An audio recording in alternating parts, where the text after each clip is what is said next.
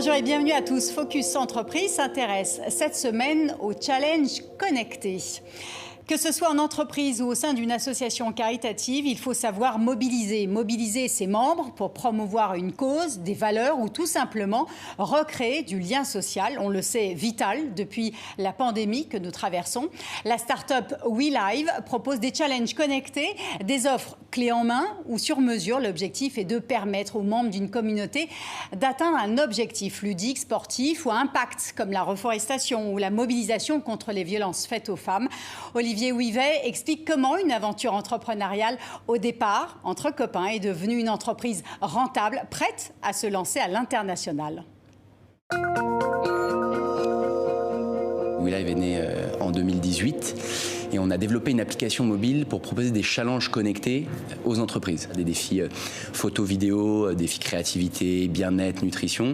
On a aussi des quiz et en fait l'idée c'est de les embarquer pendant quelques semaines dans un challenge connecté, une compétition saine entre collabs avec un classement pour les pousser à se dépasser. Pendant un an, on a vraiment travaillé sur le produit, essayé de trouver notre cible entreprise et en mars 2020, pandémie, et on s'est dit qu'est-ce qu'on peut faire pour capitaliser là-dessus et pas se laisser complètement avaler par ça.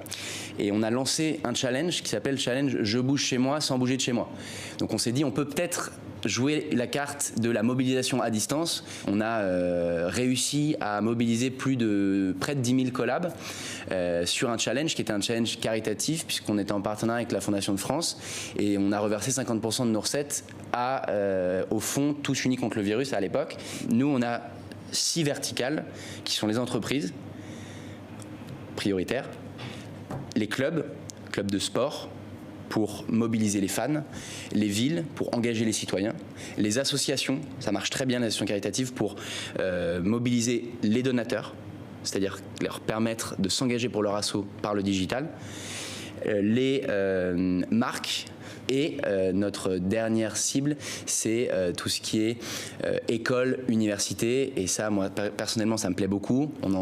On a organisé pas mal les challenges, on a fait un super challenge à l'Université de Tours, la marche orange contre les violences faites aux femmes. Et donc ces 6 cibles nous permettent aujourd'hui vraiment d'être présents sur ce marché.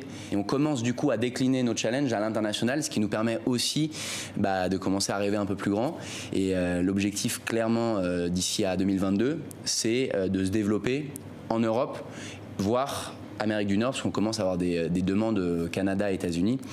L'idée, c'est que d'ici la fin de l'année, on aille chercher une vraie levée, c'est-à-dire une série A, une levée entre 1 et 5 millions d'euros, c'est l'objectif, pour pouvoir l'année prochaine recruter massivement et s'internationaliser parce qu'on a une carte à jouer, je pense, avec ce produit. On passe d'une boîte familiale presque à une boîte qu'on aimerait, d'ici quelques années, faire devenir peut-être une licorne française. Et l'aventure ne fait que commencer. La fin de ce Focus Entreprise, excellente suite de programme. À vous tous.